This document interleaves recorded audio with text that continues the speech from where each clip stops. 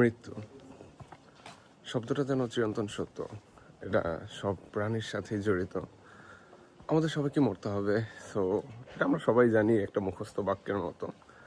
যখন কেউ মারা যায়, আমাদের আশপাশের মানুষ বলতে আমাদের প্রিয়জন, তখন আমরা জিনিসটাকে অনুভব করতে পারি বা নিজের মৃত্যুর কথাটা চিন্তায় আসে। কিন্তু যখন আমরা দেখি যে দূরের কেউ মারা যাচ্ছে, ওগুলো আমাদের এত বেশি গ্রাহ্য হয় না বা আমরা চিন্তাও আনি না সেই মৃত্যুর কথাগুলো। কিন্তু যখন আপনার বাবা মা বা ভাই বোন বা ছেলে মেয়ে আপনার কোলে মারা যাচ্ছে বা আপনার সামনে মারা যাচ্ছে, সেই মৃত্যুটা কিন্তু আমাদের বুকে আঘাত হানে বা একটা ছাপ রেখে যায়।